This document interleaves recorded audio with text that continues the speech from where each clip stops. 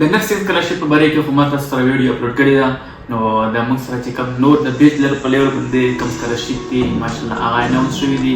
زیاتره سټوډنټان دي چې ما سره کانټیکټ کې انډرسټینډ ولکم سټوډنټان دي هغې لپاره ما سیټونه ریزرو کړي دي او څه ما سره 8-10 سیټونه پاتې دي که نه.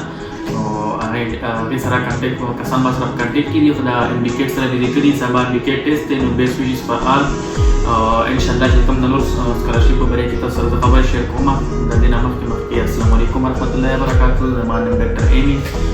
فیسبوک پیج زما یوټیوب چینل زما چې کوم ټیک ټاک اکاونټ دی نو دې په نام باندې دی چې زه اکثر د خپل چې کوم چاینا کې ایم بي بي ایس سټوډنټانو لپاره بي ډي ایس سټوډنټان چې کوم دي هغه چې راځي د هغې کوم انفارمیټیو ویډیو دي هغه اپلوډ کوم.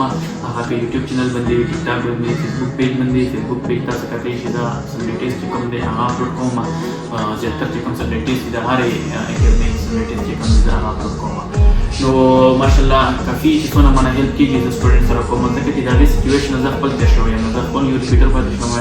یو کال ما ټیسټ ورکړو پاتې شوم بل کال ما ټیسټ ورکړو پاتې شوم. آی پي سي نمبر یې زما کمې وې که نه نو دې په وجه باندې زه چې کوم یم چاینا ته بس رالو ایم بي بي ایس لپاره مجبوري شوه. هلته کې زما آی پي سي نمبر یې کم وې نو دې په وجه باندې زه چاینا ته راغلم. ایډمیشن کولو د شارټ سنټ سټوري ده دا لږ در سره واورئ.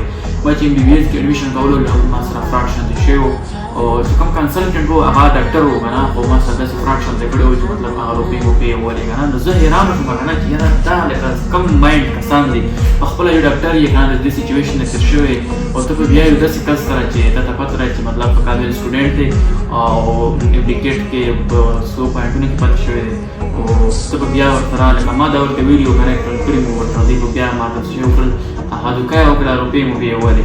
نو زه لکه مطلب پته نه لګي به دا منټلټي باندې نه پوهېږم چې دی څه حساب کتاب دی. لکه اوس اف ای سي ول چې چا فرېش اف ای سي وکړه یا کوم ریپیټران دي که نه نو هغه اکثره داسې وي چې د اف ای سي چې وکړي سړی هغه ډایرکشن ورته معلوم نه وي چې کوم ډایرکشن باندې لاړ شو. لکه کوم سړی شي انجینیرینګ ته وشول ایم بي بي ایس ته وشول نو هغه خو صحیح ده که نه چې کم پاتې شي نو هغې ته ډایرکشن نه وي معلوم چې زه اوس فارمیسي کې ایډمیشن والم نرسنګ کې والم نور چې کوم بي ایس فیلډونه دي هغې کې والم نو ډېر سړی کنفیوز وي که نه ډیسیژن نشي اخیستی هغه ډېره ګرانه شي ورته.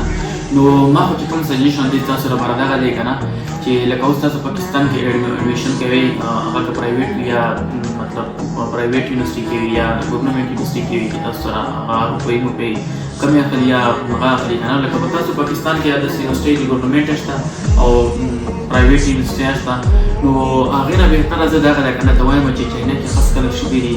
یو خو سړی به هر ملک ته لاړ شي لکه دماغ کولاو شي او بل چې چینیز لنګویج زده کړي او دلته کې تاسو ته پته ده چاینا چې کومه ده نن سبا ډېره زیاته مطلب د بزنس په لیول باندې که وګورئ نو ډېره مخکې کانټري ده.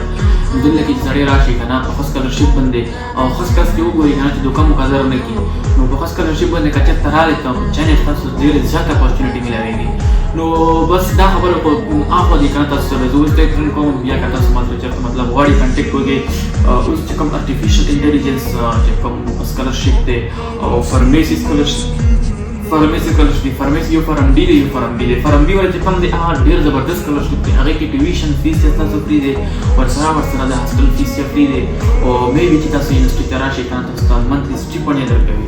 نو تاسو که غواړئ که نه د سکالرشپ معلومات یا نور سکالرشپ کې تاسو ایډمیشن غواړئ چاینا کې تاسو ما سره کانټیکټ وکړئ.